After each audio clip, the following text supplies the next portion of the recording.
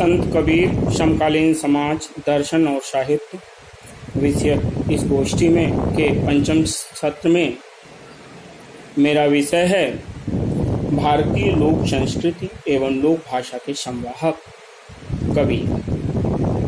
सर्वप्रथम मैं महात्मा गांधी अंतर्राष्ट्रीय हिंदी विश्वविद्यालय के कुलपति माननीय प्रोफेसर रजनीश कुमार शुक्ल जी का अभिवादन करता हूं, जिन्होंने हमें इसमें मौका दिया बोलने का। निदेशक हिंदी शिक्षण अधिगम केंद्र प्रोफेसर कृष्ण कुमार जी को मैं सादर धन्यवाद ज्ञापित करता हूं। प्रोफेसर प्रीति सागर संयोजक राष्ट्रीय वेबिनार, डॉक्टर जयंत उपाध्याय सह संयोजक राष्ट्रीय वेबिनार और हमारे सत्र के विद्वज्जन संत विचारदास professor Akhilesh Kumar Dubey ji, doctor Gopal Krishna Thakur ji, doctor Sunil Kumar ji और सत्र के संचालक डॉक्टर रूपेश कुमार सिंह को भी मैं धन्यवाद ज्ञापित करता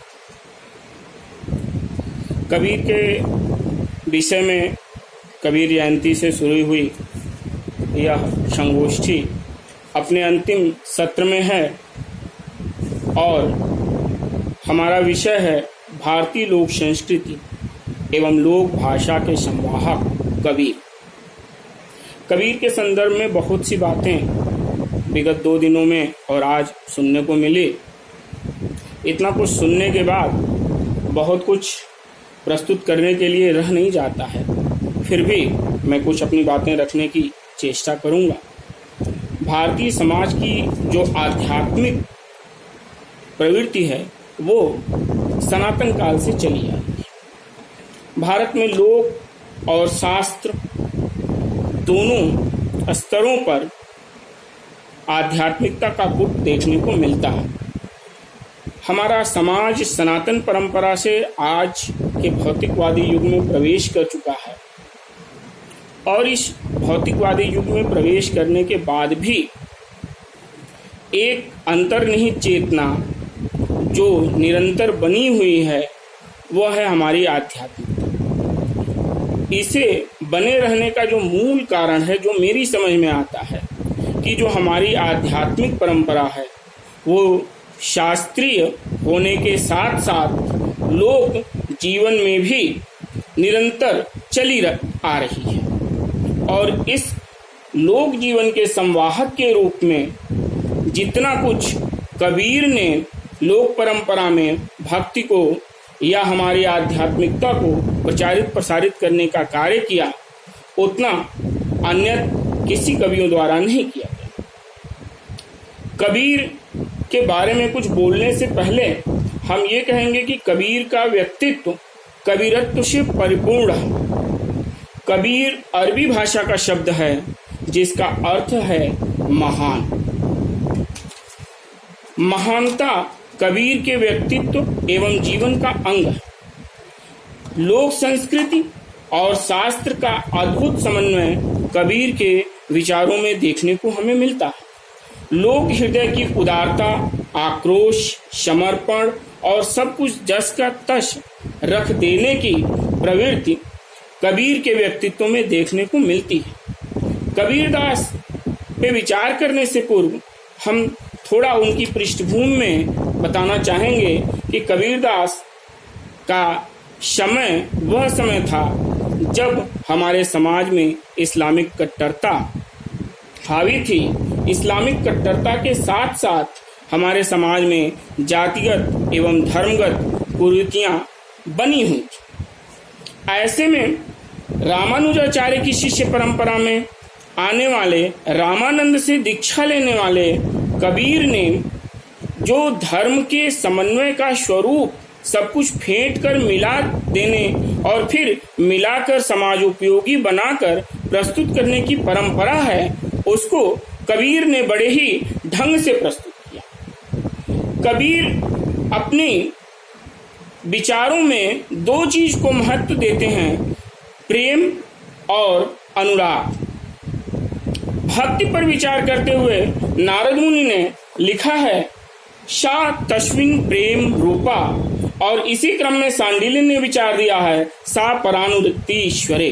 ईश्वर के प्रति परम अनुरक्ति और परम प्रेम रूप की जो भक्ति है, जो भारतीय सनातन परंपरा में कबीर से वर्षों पहले आरंभ हुई थी, उसका निर्वहन, उसका संवहन हम कबीर के वाणियों में, कबीर के शब्द में, कबीर की साखी में, कबीर की रामायणी में देख सकते हैं।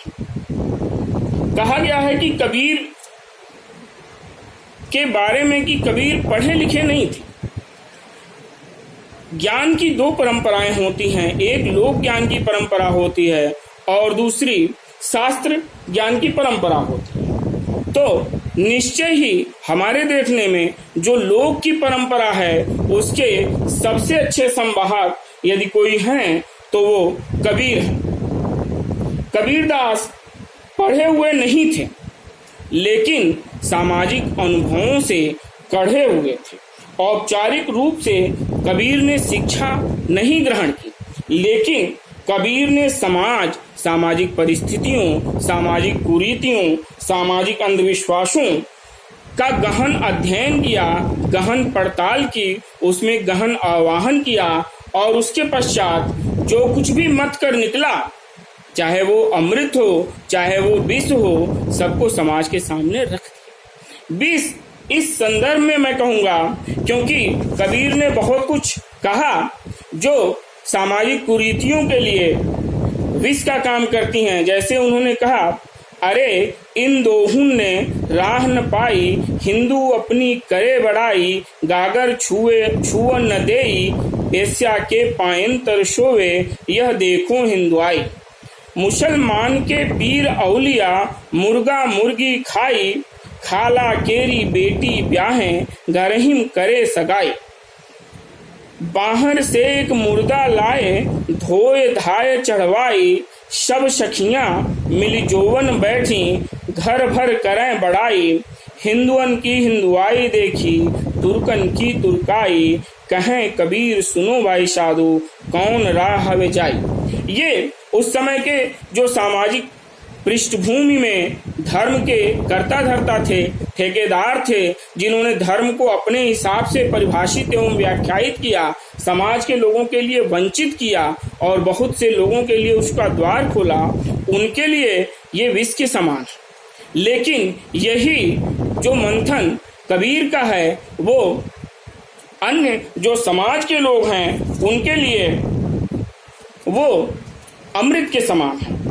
कबीर के संदर्भ में एक बात और है कि वो पैसे से जुलाहे थे, तो एक और वो अपने जुलाहेपन द्वारा कपड़ों को बुन रहे थे, तो सामाजिक ताने बाने को दुरुस्त करने के लिए भी वो एक जुलाहा के कर्म की तरह संलग्न थे। समाज को बनाने के लिए, समाज को नई दिशा देने के लिए वो निरंतर प्रयासरत थे और इसके लिए उन्होंने लोक में घूम घूम कर अपनी बाणियों को प्रसारित किया। कबीर के संदर्भ में ये कहा जाता है कि कबीर पूरे जीवन में काशी में रहे। कबीर ने ये कहा भी है कि मैं काशी का जुलाहा, बड़े गर्व के साथ कहा, लेकिन इश्क उदंत को, इस अंध आस्था को तोड़ने के लिए कि काशी में शरीर त्याग से स्वर्ग मिलता है, मुक्ति मिलती है, इस भाव को तोड़ने के लिए कबीरदास मगहर में आए। कबीरदास ने मगहर को ही क्यों चुना? और भी कोई छोटा कस्बा हो सकता था जिसे कबीर चुन सकते थे, लेकिन कबीर के यदि साहित्य को हम देखें तो उनके साहित्य पर योग का प्रभाव है, नाथ संप्रदाय के लोगों का प्रभाव है और यह कहना अतिशयोक्ति नहीं होगी कि इस प्रभाव का जो सबसे बड़ा मठ गोरखपुर है वह मगहर से 25 से 26 किलोमीटर की ही दूरी पर स्थित है। तो हो सकता है कि कबीर उस ज्ञान के आह्वान के अवगाहन के लिए गोरखनाथ आते हों, उनसे दीक्षा लेते हों और जाकर मगहर में अपना निवास बनाया हो। क्योंकि मगहर के करीब का मैं हूँ, मगहर हमारे घर से 8 किलोमीटर की ही दूरी पर है, तो हमने देखा है कि वहाँ जुलाहों की बस्ती आज भी है और कबीर के बारे में जो है वो ये है कि कबीर पेशे से जुलाहा थे और मुझे तो उनका साहित्य, उनका कृतित्व, उनका व्यक्तित्व वही होता है कि वो सामाजिक एक और सामान्य तागे से चद्दर या अपने जुलाहे कर्म का कार्य करते थे तो सामाजिक कुरीतियों पर प्रहार करके सामाजिक उपयोगितावाद को बढ़ावा देके वो समाज के ताने बाने को भी बुनने का काम कर रहे थे। कबीर का कबीरत्व यही नहीं है। कबीर कहते हैं, जाति न पूछो साध की, पूछ लीजिए ज्ञान, मूल करो तलवार का, पड़ा रहंदो म्यान। यानी कबीर का जो धर्म है, कबीर की जो दृष्टि है वह उपयोगितावादी है। कबीर हर चीज को उसके उपयोगिता की दृष्टि से देखते हैं, इसीलिए वो घर की चाकी के पूजने की बात करते हैं, घर के जो छोटे छोटे उपकरण हैं उनके उपयोगिता की बात करते हैं, न कि मंदिर और मस्जिद घूमने की बात करते हैं। धार्मिक पाखंड के प्रति आक्रोश को व्यक्त करते हुए कबीर की भाषा कहीं कहीं वज्रादपि कठोर भी हो जाती है, कहीं कहीं कुसुमादपि कोमल भी हो जाती है। भाषा पे उनका अधिकार है। कबीर की भाषा के संबंध में यह कहा गया है कि कबीर की भाषा पंचमेल खिचड़ी है। कुछ लोगों ने कहा कि कबीर की भाषा पंचमेल खिचड़ी है, लेकिन हमारे समझ से कबीर ने जिस लोक में अपना अवगाहन किया, अपना जीवन व्यतीत किया, उस लोक की भाषा को जस का तस रखने का कार्य कबीर ने किया। कबीर की अधिकांश पंक्तियां मिलती हैं, क्योंकि कबीर मूलतः भोजपुरी क्षेत्र में अपना जीवन यापन करते थे और बनारस से लेके मगहर तक की उन्होंने यात्रा की है।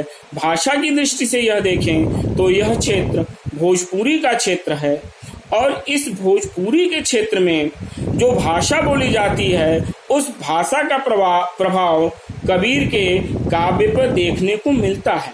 कबीर कहते हैं, कबीर कूता राम का, मुतिया मेरा नाम। तो इसमें जो राम है या मुतिया है, ये संबोधन, ये भाषा बहुत कुछ आपको भोजपुरी क्षेत्र में मिलती है। आगे एक पद में वो कहते हैं, दुल्हिन आंगिया काहे न धोवाई, बाल पने की मैली अंगिया, विषय दाग पर जाई। तो जो ये भाषा के अधिकांश उनके पद हैं उनमें भोजपुरी का पुट देखने को मिलता है। भोजपुरी वह भाषा है जिसमें लोग अपने आप को जीवन व्यतीत कर रहा है। इसके साथ साथ कबीर की भाषा जो है, कबीर ने क्या कहा, कबीर ने कैसे कहा और उनकी परंपरा के लोगों ने कैसे कहा, इस पे भी बहुत महत्वपूर्ण विचार करना होगा। क्योंकि कबीर स्वयं कहते थे, वक्ता थे, उनकी वाणियों को लोगों ने लिखा, संजोया और आज भी कबीर की वाणियां लोक में प्रचलित। निर्गुण के रूप में भोजपुरी क्षेत्र में कबीर की वाणियों को गाया जाता है, आज भी सुना जाता है। और वर्षों पहले कबीर जिस भाषा में बोल रहे थे या अपने विचार प्रकट कर रहे थे, वह भाषा, वह विचार आज भी हमें देखने को मिलती है।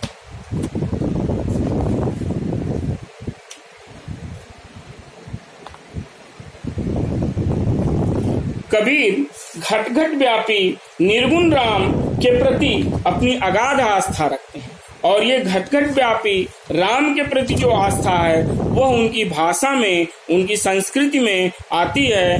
कबीर ने जो कुछ भी सीखा समाज से सीखा, अपने अनुभव से सीखा, अनुभव साचा से सीखा।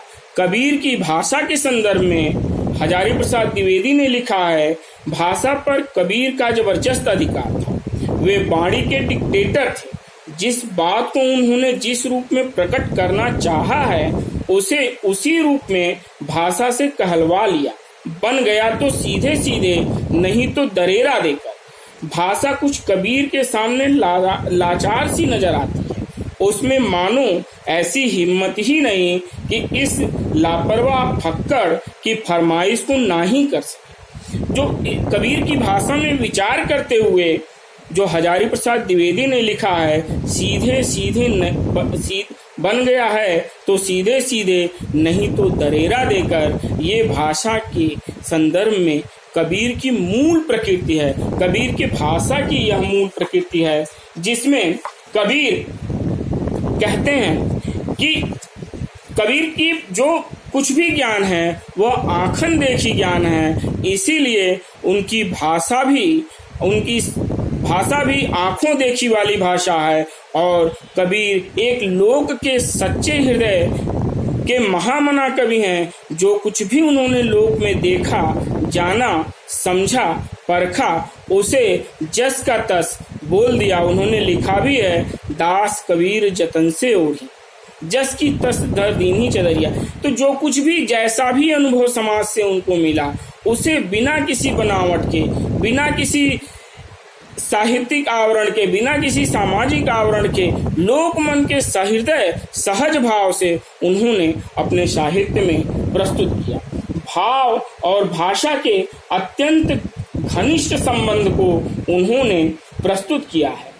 भोजपुरी के साथ साथ अपनी रचना धर्मिता को पूर्णतः, अपने कथ्य को पूर्णतः व्यक्त करने के लिए ब्रजी, पूर्वी, पंजाबी सभी भाषाओं की बनावट बुनावट उनकी रचनाओं में देखने को मिलती है। कबीर एक लोक के उपदेशक, लोक की भाषा के महत्ता एवं लौकिक जीवन को सुखमय बनाने के लिए जिस संस्कार की, जिस भक्ति परंपरा की, जिस सामाजिक परंपरा की आवश्यकता थी, वह कबीर के व्यक्तित्व में देखने को मिलती है।